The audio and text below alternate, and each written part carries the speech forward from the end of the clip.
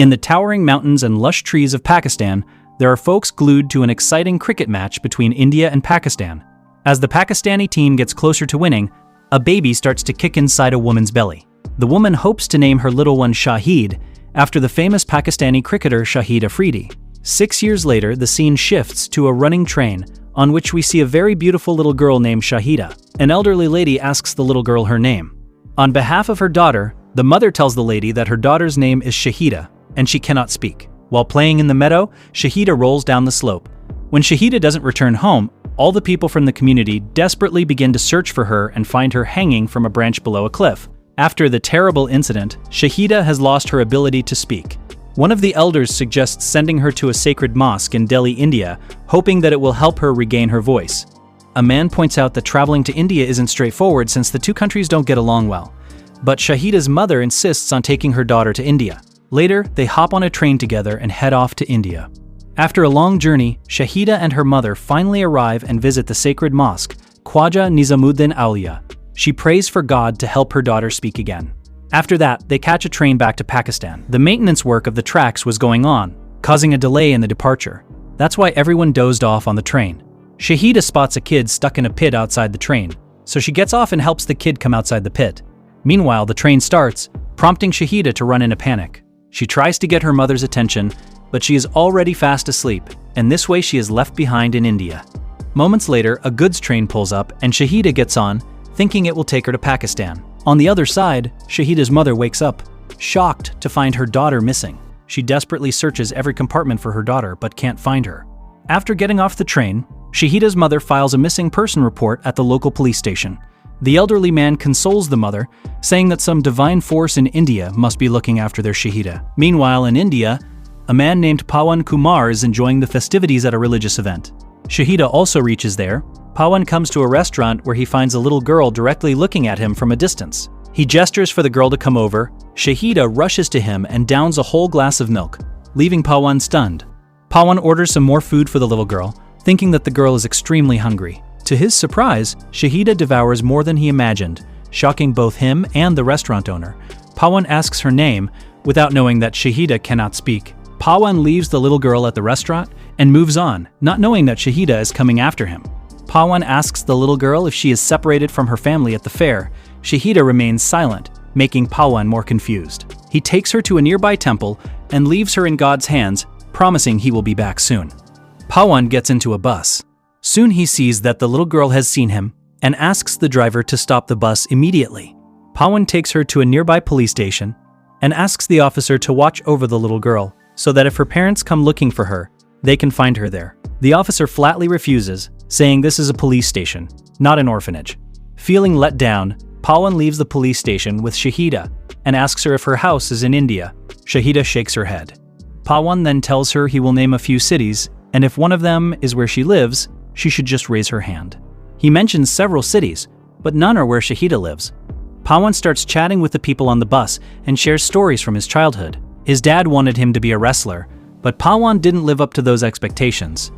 He tells the passengers that he wasn't really interested in what his dad wanted, which is why his dad called him Zero. It took him 20 years to finish high school, and between high school and college he failed 10 times. By then, his dad had lost hope.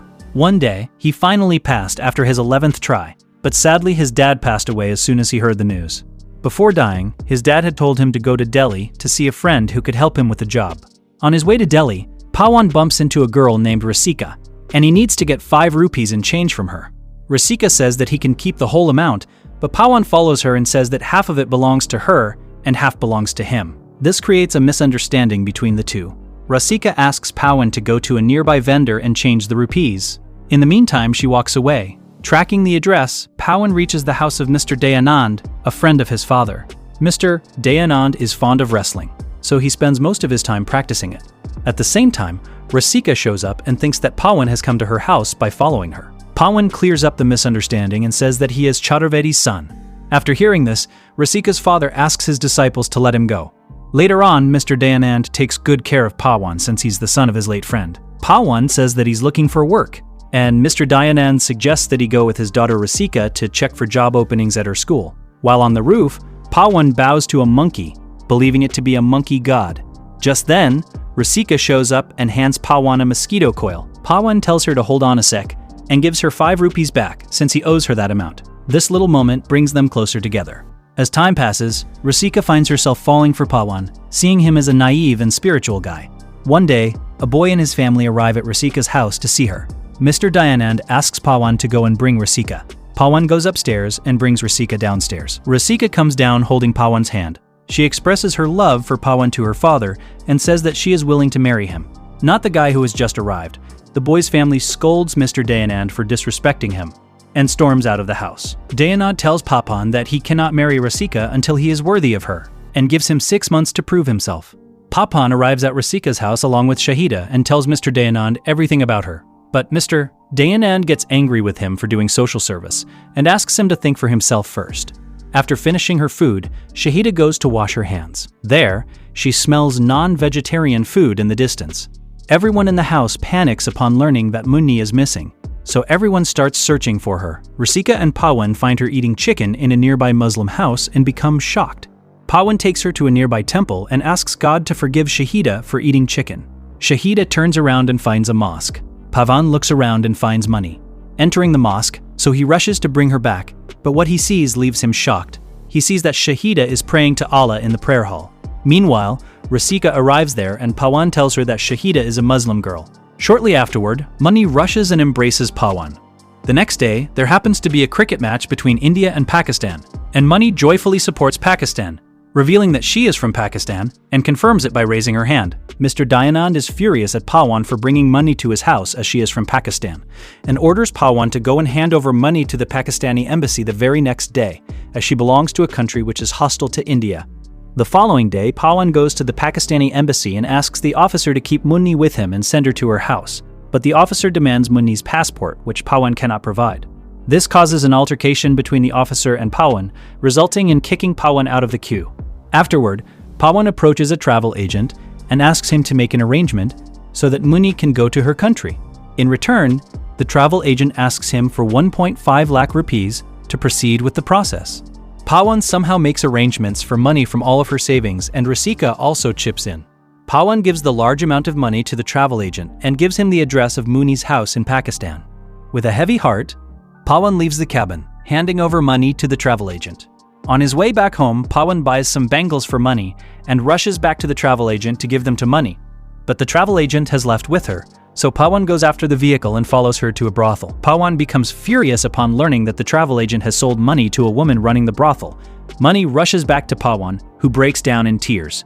A man charges at him, but ends up getting thrown out of the brothel.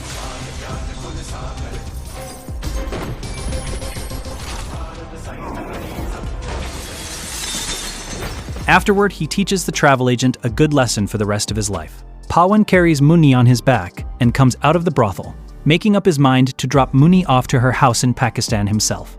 On his way to Pakistan, Pawan bumps into a man who tells him that he can help him reach Pakistan by illegally crossing the border. But for that, he asks him to give him 25,000 rupees. Reluctantly, Pawan agrees and gets in the jeep with Munni. The men helped Pawan reach the border through a tunnel in the desert. While patrolling the border, the Pakistani army captures Pawan, but Pawan explains to them he has arrived in Pakistan just to leave Munni, as she was separated from her mother in India, and he is from India. The officer asks Pawan how he managed to cross the border. Pawan tells him that a man named Ali helped him cross the border through a tunnel in the sand. This causes panic among the Pakistani army. They soon locate the tunnel beneath the ground and fill it with the sand, and beat Pawan black and blue, causing Munni to break down in tears. The officer notices this and stops his soldiers. He warns Pawan to return to India as soon as possible, but Pawan promises him he will return to India as soon as he takes Munni to her parents.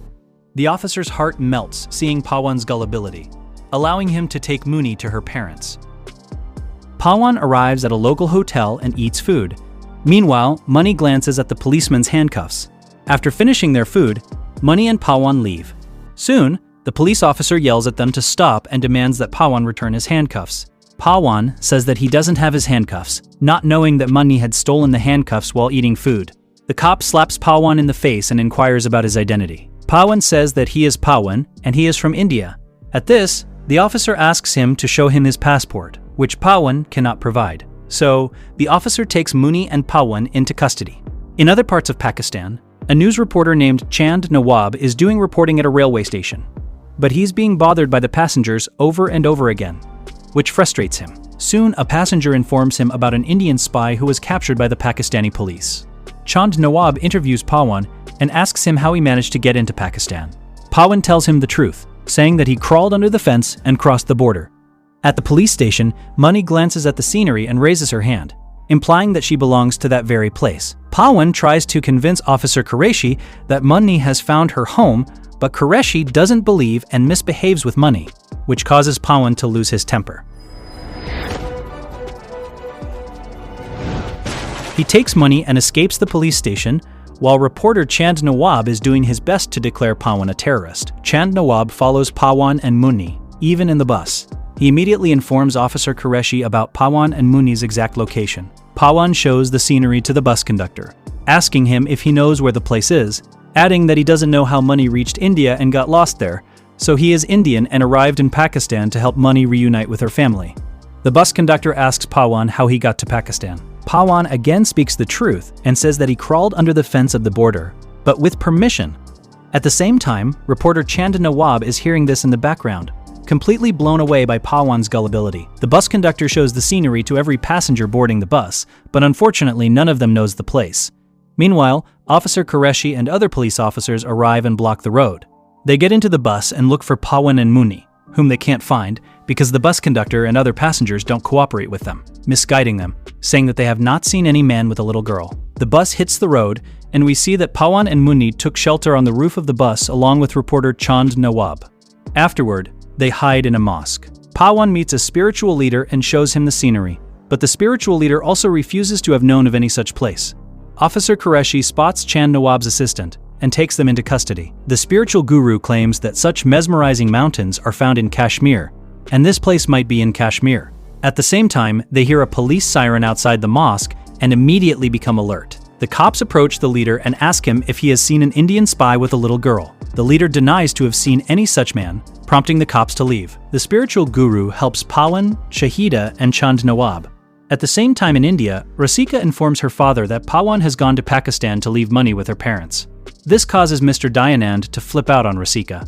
The spiritual leader helps Pawan, Muni, and Chand Nawab get out of the streets heavily guarded by the army and police. After helping them, the spiritual leader drives away. An elderly man's jeep breaks down in the middle of nowhere. Chand Nawab offers him help, which the man politely accepts. As a matter of fact, Muni had inserted a banana into the exhaust pipe, causing the jeep to break down. Chand Nawab signals Muni to go and remove the banana, which restores the engine back on. This tricked the elderly man to give Chand Nawab and the others a ride. Chand Nawab asks the old man to drop them at the highway, but the man reassures him that he will drop them home in his jeep by his constables. Chand Nawab asks him what he is talking about. Then the man reveals himself to be the area inspector. He further explains that an Indian spy is at large in Pakistan and he is desperately looking for him. This leaves Chand Nawab speechless. On the other side, Officer Ray tortures Chand Nawab's assistant, forcing him to tell him where Chand Nawab has gone. The assistant tells him that he has no idea where Chand Nawab is. Moments later, the inspector arrives at the police station, reassuring Chand Nawab that one of his cops will drop them off at their destination. Chand Nawab, Pawan, and Muni get in a police jeep. The cop asks Chand Nawab where his house is, but Chand Nawab keeps misguiding him. Shortly, he asks him to stop and gets off the jeep with Pawan and Muni. Meanwhile, the real owner of the house happens to come out of it, and he looks puzzled on finding some strangers at his house. Chand Nawab forcibly embraces him and asks Muni to do it as well. But the elderly man clearly refuses to have known any of them. However, Chand Nawab manages to force the elderly man into the house, convincing the cop that the house really belongs to him. At the police station, the inspector is informed that the Indian spy is on the run along with a little girl who cannot speak. This makes the inspector realize that the people he just gave them a ride were no other than the Indian spies, so he orders the cop to go and bring them back. The cop bangs on the door, and the same elderly man answers it. The cop asks him about his son and daughter-in-law, but the elderly man denies that he doesn't have any son or daughter-in-law. He explains that those people left as soon as the cop did. Chand Nawab speaks to his news agency and asks his boss to telecast the news about an Indian helping a Pakistani mute girl, but the boss doesn't find this news interesting and refuses to telecast it on the TV and hangs up the call. A little while later, Chand Nawab's assistant calls him and asks him about his whereabouts. Chand Nawab reveals his location, not knowing that his assistant is helping the police catch them. Chand Nawab takes Pawan and Muni to a shrine. There, Pawan prays to God to help him find Muni's parents. Chanda informs the people of Pakistan that Pawan is not an Indian spy, but a kind man who is helping a 6-year-old mute little girl find her parents. He invokes the people of Pakistan to help Pawan so that the little girl may reunite with her family. Chand Nawab uploads the video on the internet, urging the people to come forward and help them. At the same shrine, Shahida's mother is praying to God to help her find her daughter. Meanwhile, the police arrive at the location with Chand Nawab's assistant. However, Chand Nawab sees this and grows alert. He rushes back to Pawan and informs him about the police. They hide and wait for the police to leave. Nawab's assistant calls him and asks him where he is now, but Chand Nawab misguides him, saying that he has left for Godhra. Chand Nawab plays his video and tells Pawan that as soon as the video circulates, they will get help. Muni sees the video and finds her mother on it. Raising her hand, she signals that she is her mother. Pawan notices that Muni's mother has got down from a bus and asks Chand Nawab to find out where the bus came from. Pawan and Chand Nawab get back to the bus stand and ask the bus driver where he is coming from. The bus driver informs them that the bus is coming from Sultanpur, and Muni nods her head, signaling that her house is in Sultanpur. Pawan and Chand Nawab go over the moon, ultimately finding Muni's house. They get on the bus and leave for Sultanpur. The bus arrives at a checkpoint where the police are checking every vehicle that passes by. A cop forces Pawan to take off the clothes. Pawan does so and runs away, misguiding the police. Seizing the chance, Chand Nawab takes Muni and escapes from another route. Soon Muni identifies her house and rushes towards it. On the other side, the police manage to capture Pawan and beat him black and blue. Muni's mother can't believe what she sees. She rushes to her daughter and embraces her. On the other side, Pawan rolls down this slope, and before he can leap into the river, the police fire at him. Chand Nawab's video makes rounds on the internet, gaining sympathy from the people of Pakistan. On the other side, the police capture Pawan and bludgeon him at the police station, suspecting him to be an Indian spy, entering Pakistan with ill intention. Officer Ray verifies Pawan's identity from the Pakistan embassy, situated in India, and learns that Pawan visited the embassy with the little girl. Officer Ray tells his senior that Pawan cannot be an Indian spy, but his officer forces him to make Pawan confess he is an Indian spy, and that's what he has to do. Officer Ray realizes that this is going too far, and it is not justified by any means. Pawan's video goes viral on the internet in both countries, Pakistan and India. Chand Nawab called upon the people of Pakistan and India to gather at the checkpost so that no one can stop Pawan from crossing the border. Early in the morning, people from both countries begin gathering at the checkpost. Chand Nawab tells Pawan that he has done his duty by handing over Muni to her mother, and adds that Muni's real name is Shahida, not Muni. Before crossing the border, Pawan embraces Chand Nawab one last time. Officer Ray leads Pawan to the checkpost, but the Pakistani army doesn't allow him to proceed. The soldier hints that they're just a bunch of regular soldiers, but their numbers are overwhelming, kind of urging the people of Pakistan to take action at the checkpost. Meanwhile, Pawan is making his way towards the Indian border, without realizing that Shahida is desperately trying to get his attention. She moves closer to the wires and waves at him, but Pawan doesn't see her. So, in a moment of urgency, Shahida screams out for Pawan, calling him her uncle. This surprises her parents since it's the first time they've heard her speak. Pawan hears her and quickly turns back to her, scooping her up and lifting her into the air.